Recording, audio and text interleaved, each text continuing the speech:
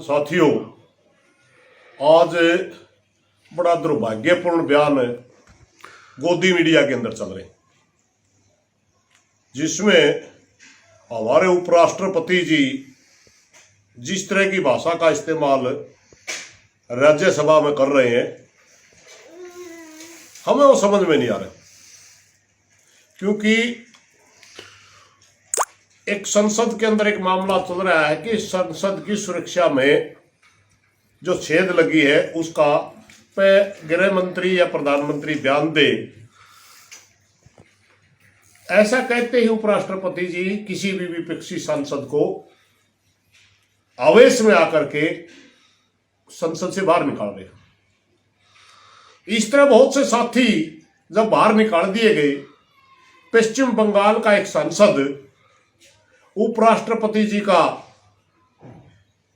की तरह नकल करते हुए मजाक कर रहा है। मजाक हमारी संस्कृति का हिस्सा रहा है। हमारे तो हरियाणा प्रदेश के अंदर जितने पुराने सॉन्ग होते थे, स्पेशल नकली होता था उसमें। हमारे देश के अंदर जितनी भी फिल्म वगैरह बनती है उनमें भी हास्य कवि एक अपनी जगह रखता है। जितने भी अखबार छपते हैं उसमें भी कार्टून की अपनी एक जगह रही है। यानी मजाक बनाना किसी का अपमान नहीं होता, और उसको हमारे राष्ट्रपति जी, उपराष्ट्रपति जी ने कहा मेरी जाति का अपमान हो गया, किसान का अपमान हो गया। और एक केंद्रीय मंत्री स्पेशल नाम लेकर के कहता है कि जाटों का अपमान हो गया। शर्म आनी चाहिए केंद्रीय मंत्री ने एक जाति के साथ इस किस्म की घटनाओं को जोड़ते हुए। मैं उपराष्ट्रपति जी से या केंद्रीय मंत्री से दो सवाल पूछता हूं। आपने जाति का नाम तो ले दिया।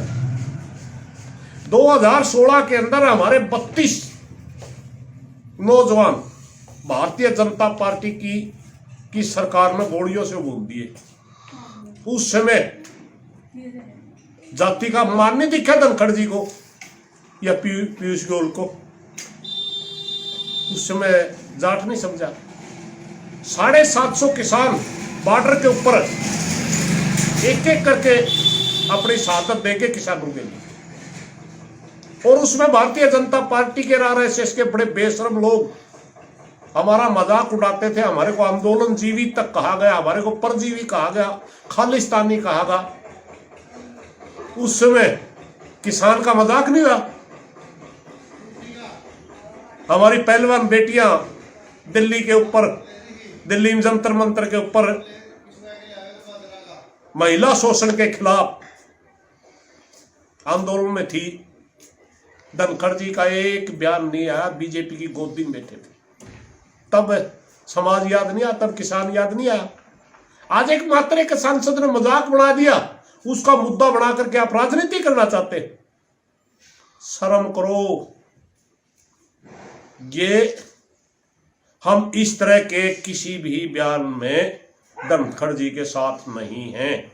और ये याद रखिए, धनखड़ जी, हरियाणा में एक बात कही जाती है, जाट मरा तब जानिए जब संगी हो जाए। हम छोटू राम के अनुयायी हैं। छोटू राम ने हमारे को सही रास्ता दिया था, और वो रास्ता है मंडी और फंडी हमारे दुश्मन हैं। आप हमारे खिलाफ के लोगों की गोदी में बैठ करके समाज का जो अपमान कर रहे हैं, वही हमें सहन नहीं हो रहा। तो आप हमारे समाज का के बारे में बोलने का आपको अधिकार नहीं है, क्योंकि आप समाज को छोड़ चुके हैं। इसलिए मेरी प्रार्थना है, समाज के लोगों से भी ये राजनीतिक बयानबाजी की जा रही है, इस बहकावे में आकर के बीजेपी आरएसएस के एजेंडे को आगे मत बढ़ाएं, और बल्कि विरोध करें। धन्यवाद साथियों।